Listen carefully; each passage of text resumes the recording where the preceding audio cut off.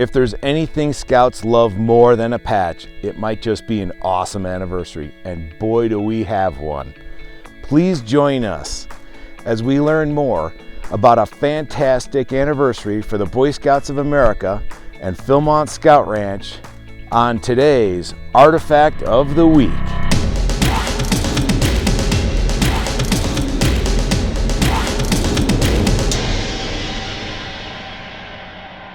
A 100 years ago, what you see behind me was known as the Hawkeye Ranch.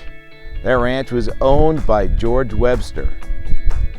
He was the manager of it when it was owned by Stanley McCormick, son of Cyrus McCormick. But on April 25th, 1922, that would all change.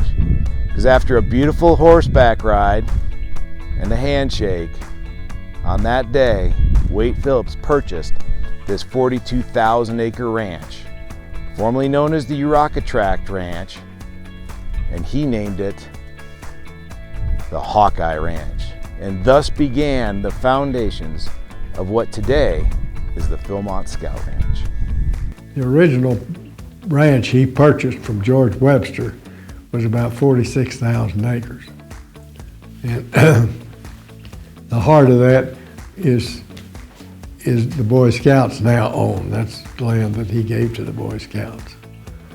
But he later purchased a lot of different lands that joined him and ended up, from the original 46,000 acres, he ended up about 350,000 acres.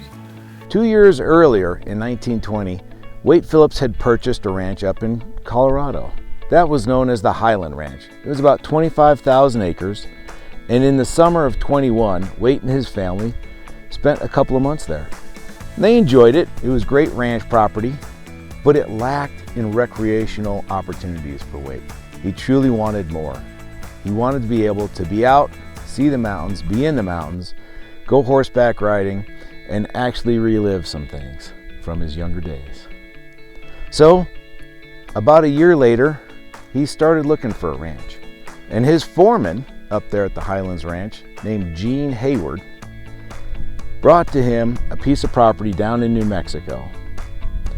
Wade was interested, so he picked up Gene Hayward and they came down to New Mexico in March of 1922, met up with George Webster, and started going for a ride on the Hawkeye Ranch.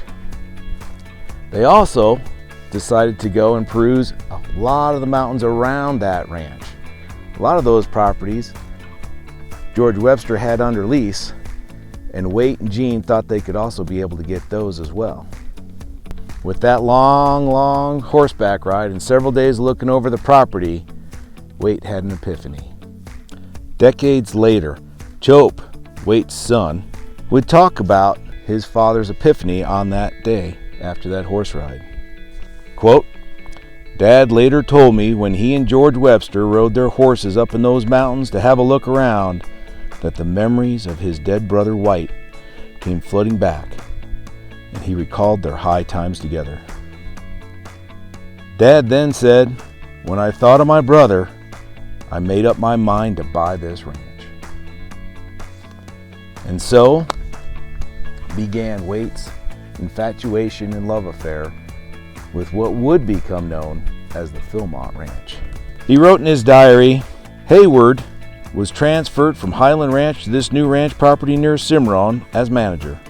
They tried to get cattle brand with the W, but it was already taken in New Mexico, so I took UU bar for unusually useful. It also double U instead of the W."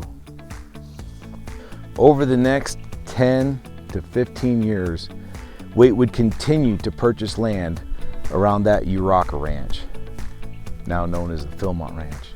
Ultimately, by the late 30s, he would own over 300,000 acres.